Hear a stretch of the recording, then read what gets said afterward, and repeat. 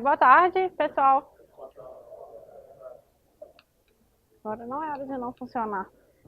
Droga. Vai. Não vai. Enfim, não. Na verdade, não tá indo nada. Calma, talvez seja isso. Oi, volta. Meu nome é Luciana Thanos.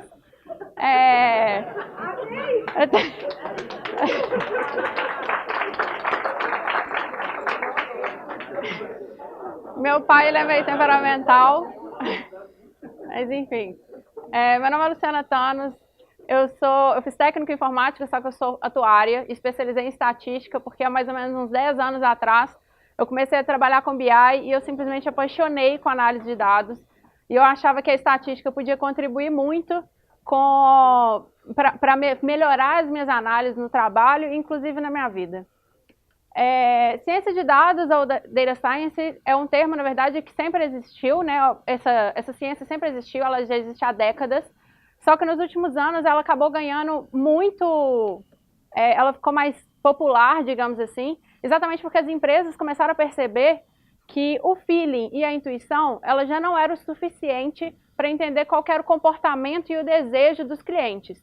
Então, eles começaram a investir mais na parte de análise de informação, de análise dos dados, para poder dar um resultado melhor para os seus clientes. E essa mescla aí de estatística com economia e principalmente ciência da computação, a capacidade computacional ajudou muito na evolução da ciência de dados, fez criar esse termo novo, né, de data science, e a gente pode trabalhar com dados estruturados ou não, mas o objetivo final sempre é ter insight ou ter fatos, digamos assim, para poder ajudar na tomada de decisão. Esse é o objetivo da ciência de dados. E dois termos ajudaram muito na evolução da ciência de dados. Um deles é o termo de Big Data, que nada mais é do que a análise de dados de grande volumetria e dados complexos. Então, se você entrar na literatura, alguns vão falar, tem os 3 Vs, os 5 Vs, né? Volume, veracidade, velocidade. Mas o principal, na verdade, é um conceito. Big Data nada mais é do que um conceito. É essa evolução que a gente teve que fazer na computação e na análise, nas técnicas estatísticas, para a gente conseguir suportar os 2,2 milhões de terabytes que a gente está gerando por dia, de acordo com Gartner. Então, assim, essa evolução de IoT, né, a coleta de informação em todos os lugares, fez com que a gente tivesse que evoluir para poder começar a analisar esse dado mais rápido e com mais valor. E essa melhora de performance acabou evoluindo um conceito que já existia há muito tempo, que são as redes neurais, e o pessoal voltou a falar muito de inteligência artificial. Inteligência artificial é um outro conceito global que, na verdade, é o objetivo de simular o desempenho humano.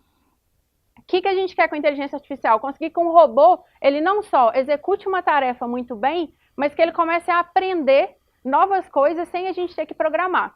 A gente ainda está bem longe disso, apesar de que a gente já tem alguns conceitos, que é o que a gente chama de inteligência artificial limitada, que é muito voltado para machine learning, que é o que todo mundo fala hoje em dia. Machine learning nada mais é do que a inteligência artificial limitada. Então, eu ensino a máquina a fazer uma tarefa muito bem.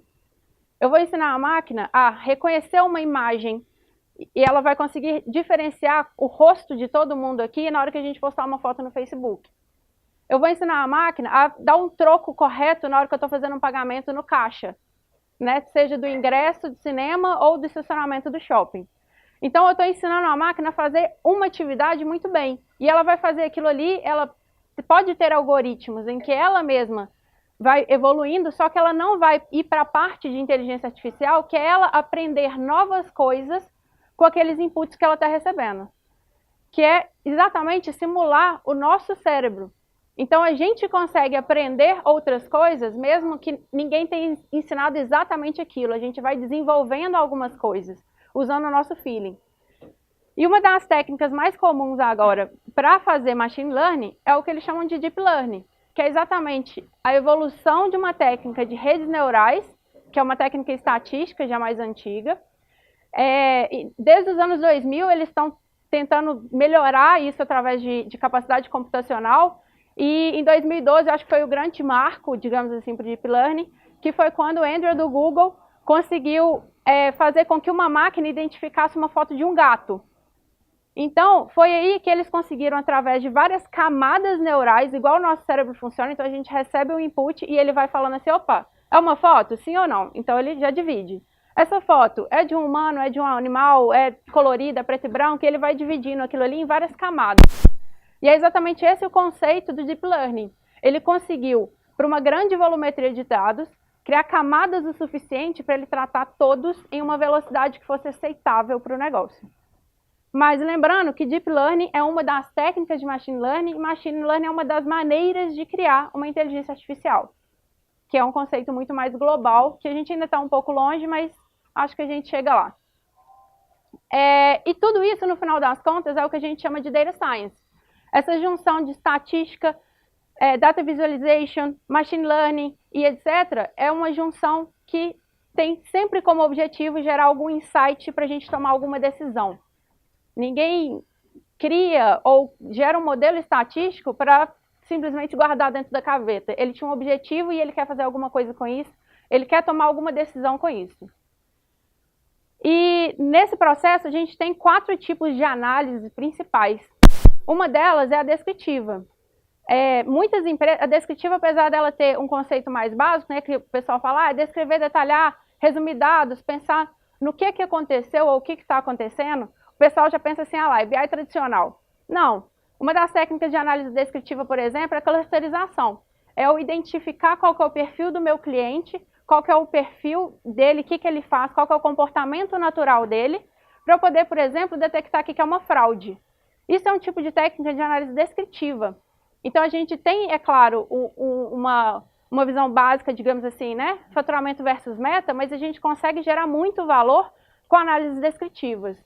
E o que a gente tenta responder normalmente é o que aconteceu, o que está acontecendo, quem estava, quando, enfim, são perguntas mais simples, sempre voltadas para o passado. O que acaba sempre gerando um pouquinho dessa evolução, que é a análise diagnóstica, que eu estou tentando entender a razão de uma causa. Então, na hora que eu estou lá analisando, meu faturamento aumentou, eu pergunto por quê? Eu faço um drill down ali num relatório de BI, digamos assim, ou eu tento entender mais profundamente qual que foi o tipo de cliente que fez o meu faturamento aumentar. Ou o que aconteceu, né, como aconteceu, ou quando que teve esse boom, por quê, como que aconteceu isso, e eu vou tentando detalhar um pouquinho mais para entender aquela descrição, aquela definição que eu fiz antes. Um passo que as empresas já estão evoluindo mais é uma análise preditiva. O que eu quero com isso? Eu quero prever as tendências futuras, eu quero saber qual que vai ser o faturamento do meu próximo mês, do meu próximo ano, o quanto de estoque eu preciso ter na hora que chegar o Natal. Eu vou vender quanto? Quanto que eu preciso comprar agora? Então ele vai fazendo uma predição sempre baseada nos meus dados históricos. Eu não consigo tentar prever o quanto que eu vou vender de sabonete, sendo que antes eu vendia fruta, eu trabalhava num sacolão. Enfim, eu tento responder com esse tipo de análise o que vai acontecer, qual que vai ser o comportamento e sempre pensando um pouquinho no futuro. E uma análise que é muito importante e que só 3% das empresas no mundo fazem, de acordo com a Gartner, é a prescritiva, que é tentar entender as consequências de uma determinada ação. Um exemplo muito simples, o Waze. Na hora que você liga o Waze, você fala assim, como que eu vou fazer para chegar da minha casa até aqui na UFMG? Coloquei o Waze, ele falou, olha, se você for pelo Anel, você vai gastar 30 minutos. Se você for pelo Antônio Carlos, você vai gastar 32. Se você for pelo Cristiano Machado, você vai gastar 45. Isso é, você vai olhar e falar assim, poxa, eu tenho várias opções, várias ações a serem tomadas, e eu vou decidir qual que eu quero que vai me atender ali que vai atender a minha expectativa. Não necessariamente o tempo mais curto é o que você quer. Você fala assim, Anel, já sei, se acontecer um acidente por 2 minutos, prefiro ir pelo Antônio Carlos. Então você sabe qual pode ser essa possível consequência, chegar 2 minutos atrasado e você resolve tomar aquela ação mesmo assim. Na análise prescritiva, a gente tenta responder perguntas do tipo, o que eu tenho que fazer para que determinada coisa aconteça e o que deve ser feito, como que eu vou conquistar o meu cliente, se eu fizer se eu abaixar o valor, por exemplo, de uma mercadoria em R$2, eu vou conseguir mais 150 compradores, vale a pena eu reduzir minha margem de lucro para ganhar na quantidade? Esse é o tipo de análise prescritiva. E dessas 4 análises, qual que é o ideal? Não, depende muito do seu contexto. Lembrando que as 2 primeiras trabalham sempre com dados passados, determinada ação já aconteceu e você está tentando entender aquilo. E as 2 seguintes, elas vão tentar, através dos meus dados históricos, me apoiar, me ajudar a entender o que vai acontecer no futuro. Mas o mais importante para eu decidir o que eu quero é saber, na verdade, qual que é o meu problema. Se vocês trabalham com análise de dados, com certeza isso já deve ter acontecido, né? De alguém falar assim, olha, tem uma base aqui com todas as nossas informações, analisa aí para mim. Ou faz um Big Data, como se, oi? Aí você pergunta, mas o que você está tentando responder? E o cara fala, analisa, vê o que você descobre. Gera um insight aí, uma mágica. Enfim, isso é uma das maiores frustrações, tanto nossas de analistas, como também dos nossos usuários, dos nossos clientes. Quando eles também não sabem o que eles querem, a gente vai tentar ajudar, digamos assim, não, então pode deixar essa base aqui de venda de sacolão comigo, que eu vou tentar gerar um insight, e no final das contas a gente pode ter uma conclusão matemática que não corresponde com a resposta negocial que ele precisa. E é muito importante, antes da gente começar a analisar essa informação, ou até na hora que eu pego a minha base de dados e tento gerar um insight ou tentar resolver um problema, por mais que eu tenha ele definido, é fazer uma análise exploratória inicial desses dados. É tentar entender quais informações que eu tenho disponível, o que é possível responder com o tipo de informação que eu tenho, testar algumas hipóteses, verificar a qualidade da informação que está chegando para mim. Não é quantidade não significa qualidade, principalmente na parte de dados. Então, assim, é muito importante a gente fazer uma análise inicial, uma análise exploratória, que vá nos ajudar nos próximos passos. Eu não sei quem que estava aqui participando da palestra do Rodrigo, que foi a segunda palestra, e uma das coisas que ele comentou foi exatamente que depois que eles trataram os dados, que eles definiram as variáveis, como que vários testes que eles fizeram, vários modelos que eles aplicaram, estava dando uma acurácia boa, porque a base já tinha sido tratada. E é muito importante a gente tentar entender negocialmente quais variáveis que tem que entrar nesse modelo. Então, aqui, por exemplo, se eu quisesse tentando prever a minha variável 1, só matematicamente eu falaria, olha, com 99,8% de correlação ali, eu posso investir tudo na minha variável 2, que minha variável 1 vai subir assim, proporcionalmente. Eu tenho 10 anos de histórico, isso aqui. Só que na hora que eu analiso bem qual o tipo de dado que eu estou colocando, ou o que eu estou colocando, eu posso dizer, olha, eu não acho que o investimento dos Estados Unidos em ciência está fazendo aumentar a quantidade de suicídio por sufocamento. Então, assim, tem que ter uma análise bem crítica, e se o analista não tem essa competência em envolver a área usuária, para poder falar assim, olha, isso aqui faz sentido ser analisado junto. Ou não, esquece o suicídio, gente, tira essa variável aí do modelo, porque assim, por mais que matematicamente isso faça sentido, isso daqui é um dado real, uma coisa não tem nada a ver com a outra. Não tem como a gente lidar com essas variáveis. Tem uma estimativa da Forbes que fala que 80% do tempo gasto em análise de dados, em ciência de dados no geral, é preparando o dado e coletando esse dado. É por isso que o meu objetivo nessa palestra aqui é tentar focar o tanto que essa preparação é importante.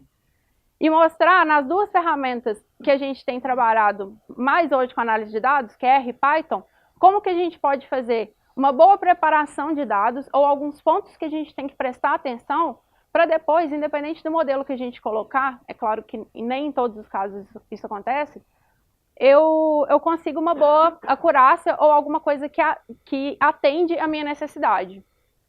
Então, eu vou aproveitar aqui o R e o Python para tentar fazer essas etapas de análise exploratória inicial do dado. Em termos de conceito, só para quem não sabe, né, eu vou incluir e adaptar algumas informações, retirar algumas variáveis que eu acho que não faz sentido ser utilizado no modelo, assim, tanto conceitualmente até pela qualidade da informação. O tratamento de campo nulo ele pode ser muito importante para a gente tentar prever melhor alguma coisa. E tem várias técnicas que a gente pode tratar um campo nulo, vou abordar algumas coisas aqui. Variável dummy, eu não sei se todo mundo sabe esse conceito, quando a gente trabalha com variáveis categóricas, alguns modelos estatísticos, eles não lidam muito bem com variáveis categóricas, então você tem que transformar aquilo ali em binário, principalmente no Python. No R, a gente consegue transformar uma variável em fator, e ele já vai entender o que é uma variável dummy, mas as variáveis, no Python, a gente precisa necessariamente transformar em binário, e, consequentemente, a gente acaba tendo uma pegadinha aqui, que nós vamos ver, e depois separar a base de teste e treinamento para poder tratar isso. É claro que eu preciso ter uma pergunta. Hoje eu peguei a base mais famosa, eu acho, da internet, que é os passageiros do Titanic, lá do Kaggle. Ele tem informação do ID do passageiro, se ele sobreviveu ou não, só para a base de teste. A base de treinamento ele não tem essa informação. Qual que é a classe que ele estava, primeiro, segundo, terceira classe, o nome do meu passageiro, o sexo, se ele era feminino ou masculino, idade, quantidade de irmãos, quantidade de cônjuge ou pais, o número do ticket, o valor pago, qual cabine que aquele passageiro estava e qual porto que ele embarcou. E a pergunta que eu estou tentando responder aqui é, na hora que o papai, né, estalou o dedo, quem do Titanic morreu, quem viveu? Vamos lá.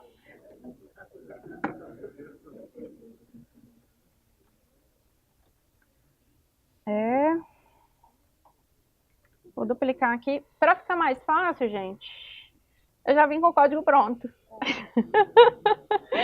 Mas eu posso disponibilizar tudo para vocês depois. Porque escrever em uma linguagem e depois escrever na outra dá um probleminha aqui na cabeça. Uma das principais diferenças entre o Python e R, esse aqui é o RStudio, que é uma camada de interface mais comum, do Python eu vou usar o Spider, é que o R, como ele foi uma ferramenta feita para análise de dados, eu não preciso importar a biblioteca para fazer várias coisas básicas. Então, assim, para importar uma planilha Excel, para fazer uma análise descritiva, alguns gráficos mais básicos, eu não preciso de biblioteca nenhuma. Aqui eu vou usar as principais que são gráficas, o gráfico básico do R é bem feinho. E eu vou importar minha base de teste de treinamento, só que depois, aqui eu já importo, a minha base de teste ela só tem 11 variáveis, porque está faltando exatamente a sobrevivente. Eu vou juntar as duas aqui, criar essa coluna de sobrevivente, para poder juntar as duas bases em uma só, para ficar mais fácil a nossa análise descritiva. No Python, eu já sou obrigada a importar as minhas bibliotecas, já vou importar várias aqui de uma vez, para eu poder, inclusive, importar arquivo.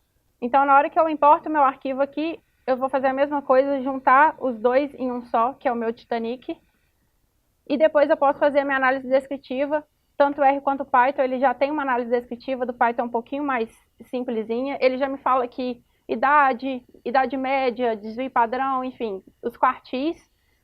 No R essa análise é um pouquinho melhor, a gente vai ver depois, e é o ideal que a gente tente explorar um pouco o meu dado. Beleza. Quem sobreviveu? Sobreviveu mais homem ou mais mulher?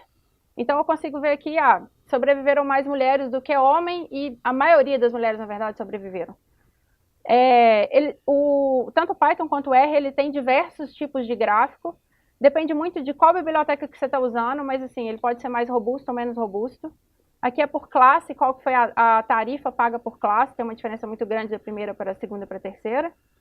Vou voltar lá para o R. Para a gente ver a análise descritiva do R, eu consigo fazer tanto uma análise do tipo de dado que eu tenho, então, dados inteiros, fator e etc., como uma mais detalhada, que é o summary, que é o mais comum, que aqui eu consigo ver qual que é o quartil de cada uma das variáveis. Então, eu vejo, por exemplo, que no nome, eu tenho praticamente 1.300 opções distintas. Provavelmente isso daqui não vai ser uma variável muito útil para a gente trabalhar no modelo. Eu consigo ver a quantidade de campos nulos, inclusive. Então, ticket tem uma variação enorme, cabine tem 1.000 campos nulos aqui, a gente tem que trabalhar um pouquinho isso. Então, assim, por exemplo, no caso da variável cabine, é interessante a gente ver, poxa, vou criar uma variável aqui que é uma substring da minha cabine, só a primeira letra, que aqui dá para ver que é C23, sempre uma categoria. E aí fica fácil da gente analisar se faz sentido eu trabalhar com aquela informação ou não. No caso da cabine, nem todo mundo da primeira classe, por exemplo, tem cabine. Porque eu poderia pensar que é o seguinte, a sua primeira classe trabalha com cabine, segunda e terceira não tem. Mas nesse caso aqui pode ser inclusive uma falha de dados. Tem que ter um conhecimento negocial para entender como é que funcionava a cabine no Titanic. Não sei te falar. Enfim. Classe com sobrevivente, por exemplo, ó, a maioria da primeira classe sobreviveu, mas a da terceira classe, a minoria. E aí um ponto muito importante é o quê? Começar a tratar campo nulo. Igual eu comentei, o R ele já tem algumas funções nativas, apesar desse daqui não ficar tão visualmente agradável, mas assim, ele já me fala, olha, quais campos aqui estão nulos, o sobrevivente é porque eu importei, né, aquela informação. No Python, para eu ter uma visualização mais bacaninha de campo nulo, o ideal é criar uma função, que ele já me fala aqui também, bonitinho, qual que é o meu percentual. E é importante a gente pensar assim, poxa, eu tenho 2 campos em branco aqui de porto de embarque, um só de tarifa, às vezes vale a pena preencher esse registro para a gente não inviabilizar aquela linha inteira no meu treinamento de modelo. Então, no caso do porto de embarque, por exemplo, tem algumas funções aqui que eu já posso ver qual que são esses 2 registros específicos.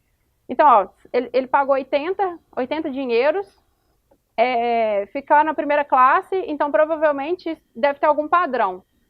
A gente pode fazer análise gráfica ou simplesmente explorar dado mesmo. Opa, não paga não.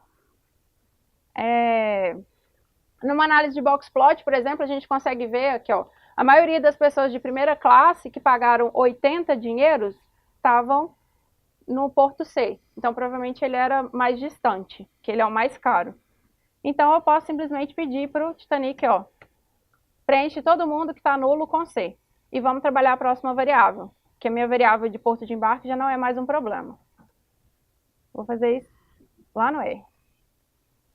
Vou só executar aqui meu porto de embarque, ninguém quer fazer isso de novo. Valor da tarifa, eu posso seguir a mesma ideia. Meu valor da tarifa, o cara estava na terceira classe, embarcou no porto C. Beleza, analiso lá. Quem embarcou na terceira classe, porto C, porto S, quer dizer, ó, tem uma mediana aqui de 8,5, então eu vou considerar que é a mediana. Eu posso tanto pedir para ele substituir na mão 8,5, como fazer o cálculo e falar assim, olha, coloca a mediana nesse cara aí e pronto. E a gente vai tratando as informações de grupo nulo dessa forma. O que é interessante? Igual, a idade foi um campo que ele tinha bastante valor nulo. Se eu tivesse com um pouquinho mais de tempo aqui, eu falaria, gente, foca na idade, faz uma previsão mesmo, utiliza métodos estatísticos para poder calcular qual que é a idade mais próxima daquilo ali. Então, tem N técnicas, tanto de regressão quanto de categoria, para a gente poder falar que determinada pessoa estava em determinado grupo de idade.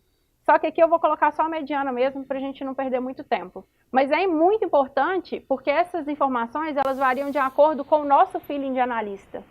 Então, não tem usuário ou não tem software que resolve esse tipo de tratamento de campo nulo. Ele depende de nós mesmo. Aqui eu vou colocar só a mediana, para ficar mais fácil. Para a gente passar já para um outro passo, que seria o quê? Beleza. Agora, analisando as variáveis que me sobraram. Vamos ver aqui. Eu ainda tenho classe, eu tenho idade, por exemplo. A minha idade estava variando lá de acordo com a minha análise descritiva de 0 a 80 anos. Eu tenho o valor do ticket. A gente pode tratar esses campos para eles ficarem de uma maneira mais simples. No caso da família, aqui eu somei a quantidade de irmão com a quantidade de pais e cônjuges para chamar de família, para ficar mais simples. Opinião minha, isso é obrigatório? Não.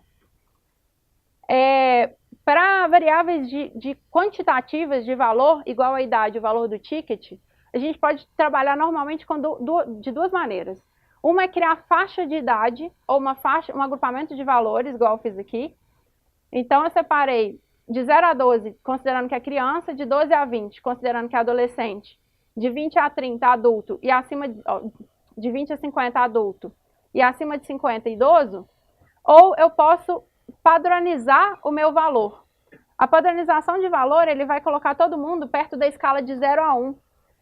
Para quando eu gerar um modelo que ele tem peso nas variáveis, o peso de valores que extrapolam, principalmente mais de 1000, ele não influencia a discrepância de valor em relação aos outros. Um exemplo, eu estou comparando, que seja aqui, né, a idade da pessoa com o valor que ele pagou na tarifa.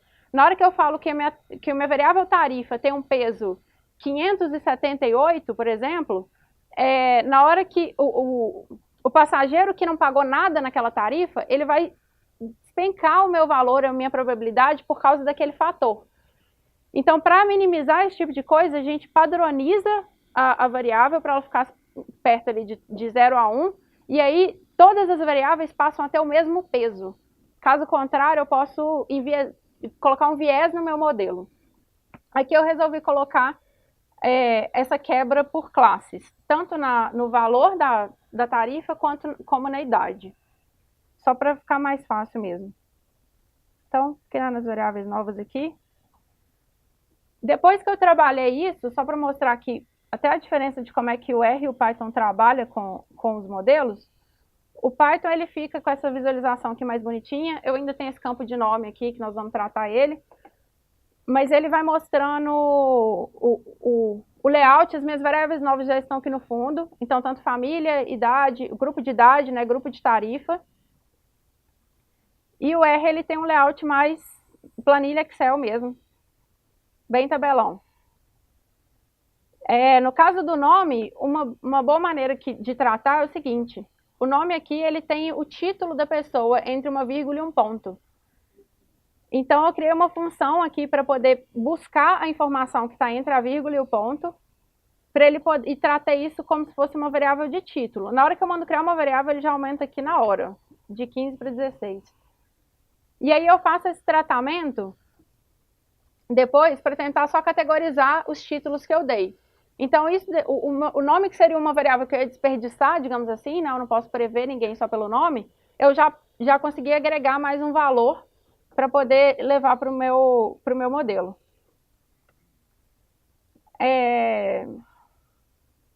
E depois até para fazer uma análise gráfica e tal, ver se faz sentido, enfim. Descobrir um pouquinho mais como é que funciona essa informação.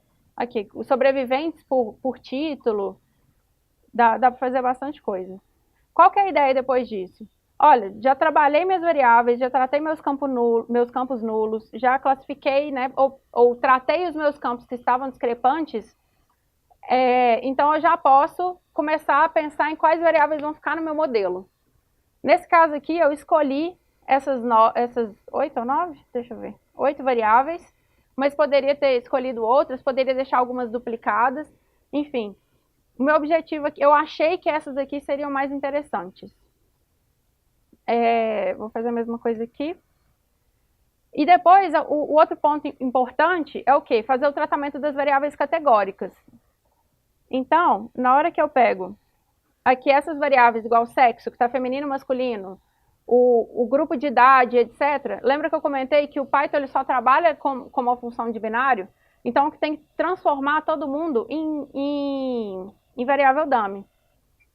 E aí eu falo aqui quais são as variáveis dummy e o que ele vai fazer? Ele vai criar uma coluna para cada uma das opções que eu tinha. Então, o meu sexo, que era feminino e masculino, ele passou a ser uma coluna sexo feminino, 0 ou 1, e masculino, 0 ou 1. A mesma coisa ele fez para o título, para o grupo de idade, para o porto de embarque, e ele fez tudo.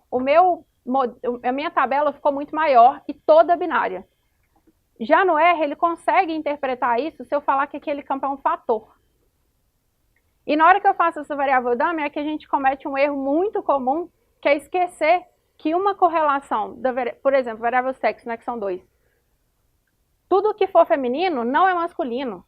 Então, consequentemente, a minha variável ela é inversamente correlacionada. Então, se o sexo feminino ele tem uma importância aqui de 0,4, o masculino ele vai ter uma de menos 0,05, né? Ele vai ter menos 0,5. E por aí vai. Então, ela é inversamente proporcional. E se eu mantenho as duas variáveis no meu modelo, eu estou aumentando o resíduo do meu modelo. Isso é, eu já tinha uma margem de erro para a variável de sexo e agora eu estou colocando ela 2 vezes. Então, é muito importante, quando a gente está trabalhando com variáveis categóricas, eu eliminar uma das minhas variáveis do modelo. Principalmente no Python, o R consegue interpretar isso. Porque se você não elimina, você está aumentando o ruído do seu modelo naquela variável. Nesse caso aqui, eu vou deletar uma de cada uma das variáveis que a gente tratou como categórica, só para ele poder não ter essa duplicidade de informação. Deixa eu fazer aqui também. No caso do R, eu só preciso falar que ela é categórica e ele vai conseguir interpretar perfeitamente o escrito sem problema. O próximo passo é exatamente separar a base de teste e treinamento. No caso do arquivo do Titanic, a gente já tinha isso separado, né? Então eu só mantive aqui pelos IDs. E como variável resposta, já peguei a resposta do Kaggle para a gente poder comparar a acurácia do modelo. No modelo normal, eu deveria testar com a própria base que eu tenho disponível, né? Que eu vou prever a outra. E aí que vem também uma das principais diferenças entre R e Python. O R, ele consegue, numa mesma variável, a gente ter a variável resposta e as variáveis dependentes. Já no Python, eu tenho que separar qual que é a minha variável resposta. Então, eu deixo todas as minhas variáveis que vão ser trabalhadas no modelo, no arquivo X, digamos assim, e a minha variável resposta, eu tenho que deixá-la separada numa base de Y. Porque na hora que a gente usa as funções, eu chamo ela de uma maneira separada. Isso aqui é o que eu considero uma das principais diferenças também entre as duas ferramentas. Porque no mais é só a linguagem, né? Isso aqui é forma de trabalhar mesmo. E a criação de modelo é simples. Nesse caso aqui, eu usei o Randall Forest. Eu não vou nem entrar no conceito do Randall Forest aqui, porque eu acho que não vale a pena. Porque também não vai dar tempo. Eu escolhi ele porque eu testei uns outros dois e ele foi o que teve uma acurácia melhor, mas eu vou falar um pouquinho disso aqui agora. Principalmente quando a gente está trabalhando com categoria, Opa, pulei alguma coisa. Deixa eu ver aqui. Principalmente quando a gente está trabalhando com a predição de... Ah, eu não. Por que você está fazendo isso? Acho que eu esqueci de alguma variável, mas enfim.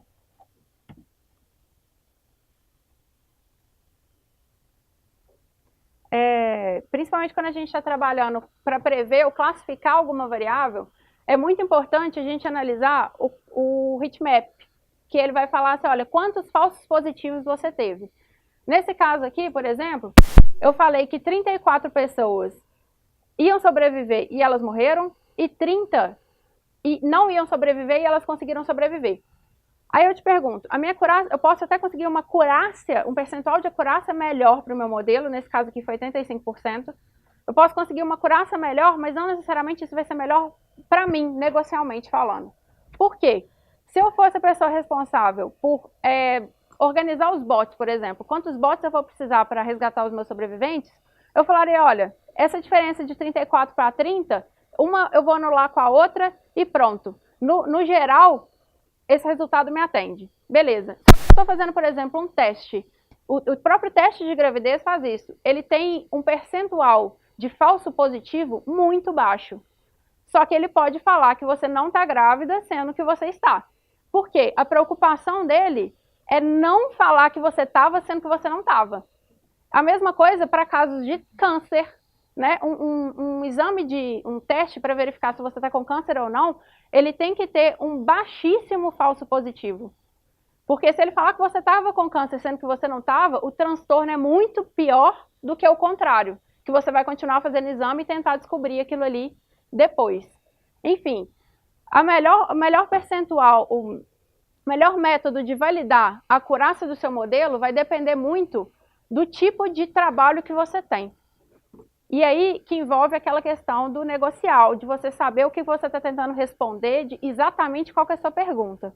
Porque senão você pode ter um percentual de acurácia muito bom, sendo que o resultado não te atende.